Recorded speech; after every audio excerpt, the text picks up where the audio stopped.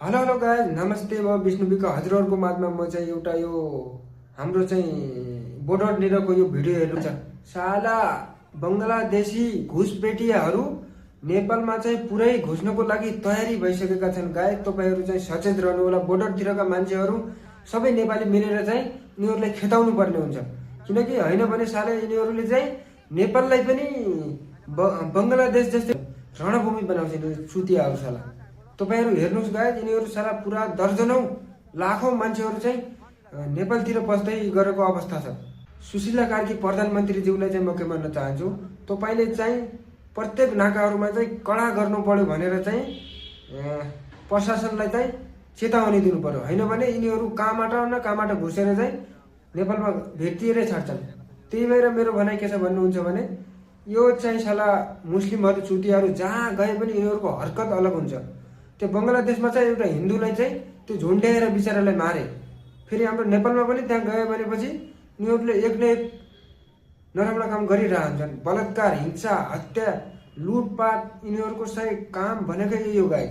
त्यही भएर चाहिँ म के भन्न चाहन्छु नेपाल सरकारलाई, यस्ता साला बङ्गलादेशी घुसपेटियाहरूलाई चाहिँ यहाँ युपी बिहारतिर चाहिँ योगी आदित्यनाथले चाहिँ खेताएर बुलडोजर चलाएर चाहिँ यिनीहरूको घर भत्काई यिनीहरूलाई खेताइसकेपछि अहिले चाहिँ नेपालतर्फ लागेका छन्।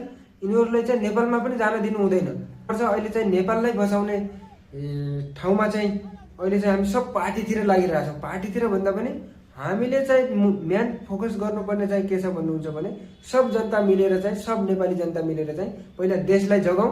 त्यहाँभन्दा पछाडि चाहिँ पार्टी भए होस् नभए नहोस्, त्यो चाहिँ पछाडिको कुरा छ। अहिले चाहिँ हामीहरू सब नेपालीहरू मिलेर चाहिँ यो चाहिँ देशलाई बचाउनु पर्ने अवस्था आइसकेको छ। किन भन्दाखेरि यहाँ चाहिँ उत्तर प्रदेश, यहाँ चाहिँ यो युपी बिहारतिर चाहिँ योगी आदित्यनाथले चाहिँ बुलडोजर चलाएर यिनीहरूको घर भत्काइसकेपछि यिनीहरू भागेर चाहिँ हाम्रो नेपालतर्फ लागिरहेका छन्। नेपालमा पनि कडाभन्दा कडा कारवाही हुनुपर्छ। यिनीहरूलाई चाहिँ बोर्डरबाट भित्र छिर्न दिनु हुँदैन गाई।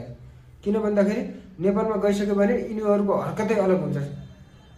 त्यही भएर म भन्न चाहन्छु, यिनीहरूले चाहिँ नेपालतर्फ चाहिँ कडाभन्दा कडा बोर्डर बरु सिल गर्न परे पनि परोस्, होइन भने यिनीहरूलाई चाहिँ भित्र जान चाहिँ दिनु हुँदैन।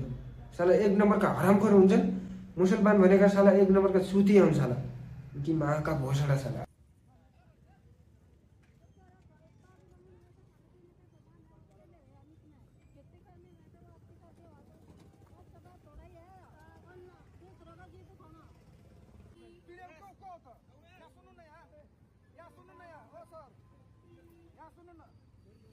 कसको ड्युटीमा गएको थियो?